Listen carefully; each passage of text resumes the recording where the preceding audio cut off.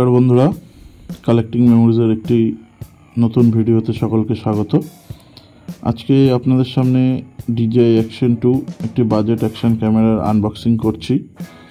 তো প্রথমেই আমরা দেখে নিচ্ছি এটি একটি প্রোটেক্টিভ কেস, যেটি ফ্রি অফ কস্টই এসছে।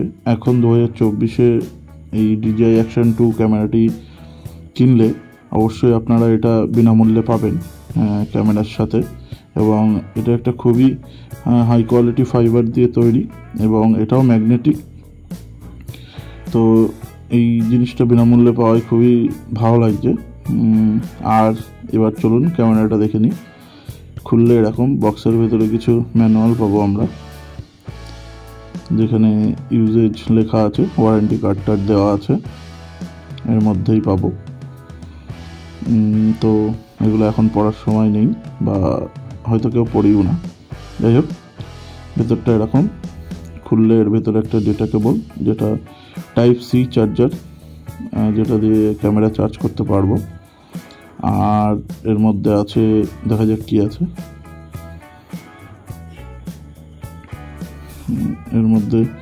এর মধ্যে আছে।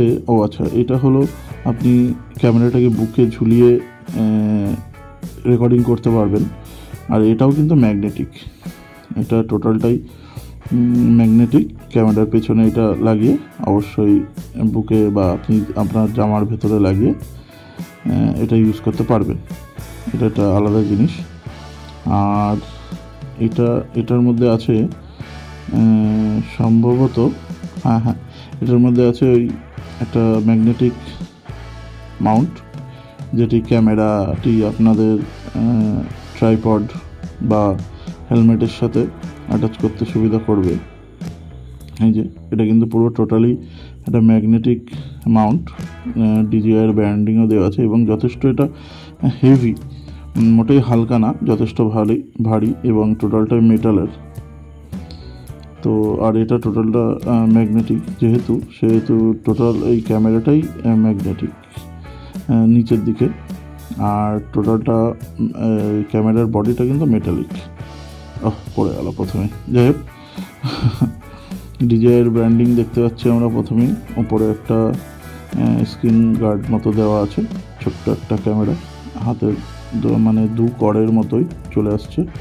আর এটা এইভাবে লেগে যাবে। আর ওই দুপাশে ক্লিপ আছে মাউন্টটার, এই ক্লিপটা ধরে টানলে যথেষ্ট শক্ত, কিন্তু এটা কিন্তু সহজে খোলা যাচ্ছে না, যথেষ্ট শক্ত। আপনি যদি হেলমেটে লাগান, বাইক চালানোর সময় কোনো অসুবিধা হবে না। ছোট্ট একটা ক্যামেরা। আর এটা হলো এক্সট্রা মডিউল, পাওয়ার মডিউল। এটার মধ্যে আপনি চার্জার, মেমোরি কার্ড এবং এক্সট্রা যে ব্যাটারি, যেটা আর কি এটা অনেকটা ওই পাওয়ার ব্যাংকের মতো, বুঝলেন তো? এই পাওয়ার ব্যাংকের মতো এটাকে চার্জ করলে এই ইউনিটটা চার্জ হয়, এবং এই ইউনিটটারও মানে যেটা ক্যামেরা লেন্স রয়েছে সেই উপরের ইউনিটটা, সেটাতেও কিন্তু একটা ইনবিল্ড ব্যাটারি আছে, যেটা বেশ কিছুক্ষণ চার্জ ধরে রাখে, প্রায় আধ ঘন্টা মতো ব্যাকআপ দেয়। আর তা বাদে নিচের ওটা দিলে মোটামুটি, এখনও টেস্ট পুরো করা হয়নি, তবে ব্যাটারি ব্যাকআপ অতটাও খারাপ না। তবে এই ক্যামেরাটা নিয়ে অনেক কল্পনা আছে, যে প্রচণ্ড হিটিং ইস্যু বা এরকম অনেক কিছু। তো আমরা ধীরে ধীরে এটা ইউজ করতে দেখব। এখন 51% চার্জ রয়েছে, টাচ স্ক্রিন। আর এরকম ক্যামেরাটা, আর এই বারকোডটা বা QR কোডটা স্ক্যান করলে আমরা একটা অ্যাপ খুলতে পারবো ফোনে, তারপরেই এটা প্রপার ইউজেবল হবে। তো দেখিয়ে দিই, চলুন কীভাবে এই অ্যাপটা খুলতে হবে।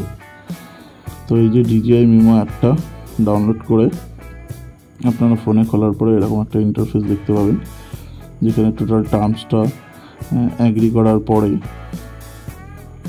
অবশ্যই মোবাইলের সাহায্য লাগবে, অ্যাগ্রি করতে হবে। অ্যাগ্রি করার পরে